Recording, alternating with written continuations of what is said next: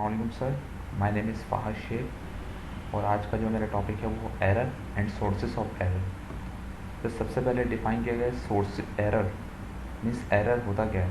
Sir जैसा कि हमें पता है कि जो न्यूमेरिकल सॉल्यूशन होते हैं उसमें ज़्यादातर अप्रॉक्सीमेशन वगैरह की जाती है। जैसे हम अक्सर मैथ्स में इक्वेशन होती है, उसमें इनफाइनाइट नंबर ऑफ टर्म्स होती हैं, उसमें भी हम अप्रॉक्सीमेट वैल्यू लेते हैं।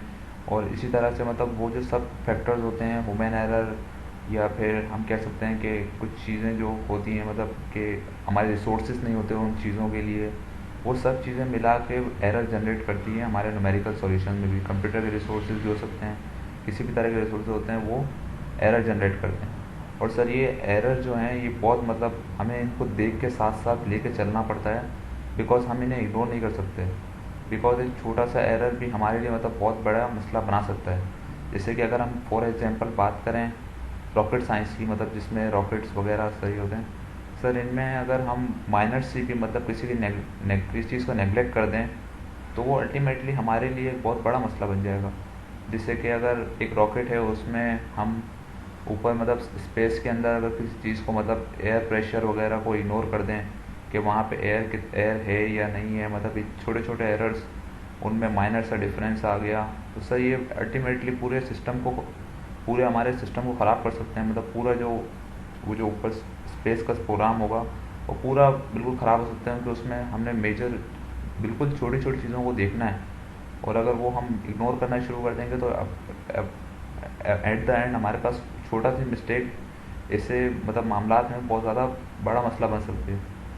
सर इसी तरह से मतलब ये थ्री जो मेजर सोर्सेज हैं ना एरर के, वो हैं inherent error, local round off error and local truncation error. Sir सबसे पहले हम बात करते हैं ट्रंक्शन एरर। सर ये एक ऐसा एरर है जो अप्रॉक्सीमेशन की वजह से आ जाता है। सर लेट सपोज यहाँ पे एग्जांपल दी गई है जिसमें मैक्लैरेन सीरीज है। तो इसमें आप देख सकते हैं ये e x equal to plus x और एक value x square divide by 2 का फैक्टोरियल प्लस 3x और उसके बाद प्लस इनफाइनाइट जा रहा है।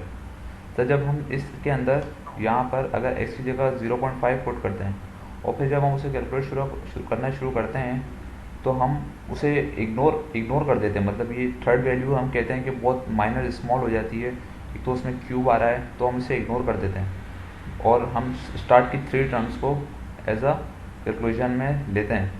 बिकॉज फिर उससे अल्टीमेटली क्या होगा कि हमारे पास अप्रॉक्सीमेशन की वजह से एरर जनरेट होगा, एट द एंड माइनर सा होगा, इफ़ेक्ट करेगा, लेकिन वो एट द एंड अगर बहुत मतलब सेंसिटिव काम की तरफ अगर हम जा रहे हैं, ये इक्वेशन बहुत इफ़ेक्ट कर सकती है पॉइंट्स के अंदर, ये किसी भी चीज़ के अंदर ये इफ़ेक्ट करेगी, क्योंकि बिकॉज वैल्यू कितनी भी छोटी हो लेकिन वो कुछ ना कुछ तो ऐड होगी। इसे इसमें देते हैं ट्रंक्शन एरर जनरेट हो रहा है क्योंकि बिकॉज ऑफ अप्रॉक्सीमेशन। सर इस टाइप के एरर को हम ट्रंक्शन एरर कहते हैं। तो जो नेक्स्ट है वो राउंड ऑफ एरर्स। सर ये approximation representation of number. Sir अक्सर आप देखें जैसे कंप्यूटर है वो अगर 16 बिट का है, ठीक है सर, तो उसमें क्या होगा अगर हम 1/6 करते हैं तो उसका रिज़ल्ट हमारे पास आएगा 0.3333, मतलब 3 टाइम्स 6 आएगा। और सर इसमें एरर अब कहाँ जनरेट होना शुरू होगा, तो देखें 1/3 माइनस अगर हम इसको करते हैं तो हमारे पास जो वैल्यू असल में होगी वो 0.60 के बाद भी कुछ 3 होंगे और इनफाइनाइट मतलब आगे तक चलते ही जाएंगे, वो आगे पॉइंट होंगे। और सर इसी तरह से एक और एग्जांपल है पाई की। सर पाई की हम वैल्यू जब भी इस्तेमाल करते हैं 3.147, सर वो भी कहीं ना कहीं अगर हम कोई मैथमेटिकल कोई ना कोई प्रॉब्लम कर रहे हैं जिसका मतलब हमारे पास तो मेजर इफेक्ट नहीं, अगर वो किसी इस तरह के प्रोग्राम भी यूज़ हो रहा है पाई की वैल्यू जहाँ बहुत ज़्यादा इंपॉर्टेंट, तो हमें वहाँ पे अप्रॉक्सीमेट वैल्यू को बहुत ज़्यादा ख्याल रखना पड़ेगा। हमें ज़्यादा से ज़्यादा पॉइंट्स लेने होंगे ताकि हम एरर कम कर सकें, या फिर हम कुछ इस तरह का सिस्टम रखें कि जिससे एरर अपने आप मतलब वो एरर को भी पहले से ही एज्यूम करके चलें तो ठीक, वरना वो ये छोटे छोटे मतलब पॉइंट्स भी बहुत ज़्यादा आगे जाके इफ़ेक्ट कर सकते हैं हमारे सॉल्यूशंस को। और सर इसके बाद आती है बात इनहेरेंट एरर की। सर ये मैन्युफैक्चर एरर है, बिकॉज सर ये जो है वो लिमिटेशंस की वजह से भी आ जाता है। जैसा कि अगर हम देखें कोई हम एक्सपेरिमेंट कर रहे हैं जिसमें फॉर एग्जांपल हम प्रोजेक्टाइल मोशन है, ठीक है सर, इसमें अब अगर हम बॉल वगैरह नीचे की तरफ मतलब अब हम है ना थ्रो करते हैं तो लाजिम बात है कि अगर हमारे पास रिसोर्सेज नहीं है और हमारा प्रोजेक्ट मतलब या हमारा जो ऑब्जर्वेशन है हम स्मॉल मतलब लेवल पर कर रहे हैं, तो हमारे पास हो सकता है कि इंस्ट्रूमेंट्स नहीं हों और ऐसा एनवायरनमेंट नहीं हो जिसकी वजह से मतलब हम वो एक्सपेरिमेंट कर सकें। तो सर वो इस पूरे सिनेरियो के अंदर वो जो एयर रेजिस्टेंस है वो कहीं ना कहीं वो जो हम बॉल थ्रो कर रहे हैं उस पर इफ़ेक्ट कर रही है।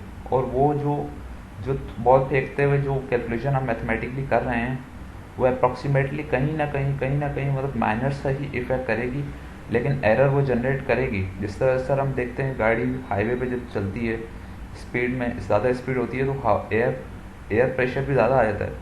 तो हम अक्सर देखें हम जब भी कोई एक्सपेरिमेंट कर रहे हो तो हम नेगलेक्ट कर देते हैं, इंटेंशनली निगलेक्ट करते हैं। हमें पता होता है कि ये मतलब इस फैक्टर को हम हटा रहे हैं, बिकॉज ऑफ सम रीजन हम उसकी एयर प्रेशर को कैलकुलेट नहीं कर सकते सर, हम उसे इग्नोर करते हैं। तो ये बेसिकली सर इंटेंशनली और अनटेंशनली एरर होता है, इनहेरेंट एरर।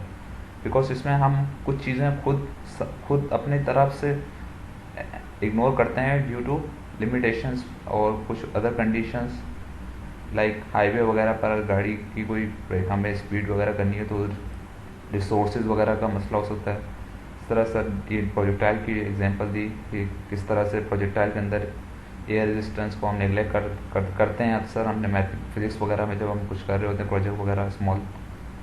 सर इसी तरह से ये मतलब एरर का जो मेरा सेक्शन था वो मैंने यहाँ तक 3 सोर्सेज ऑफ एरर डिफाइन किए हैं। And thank you sir, thank you.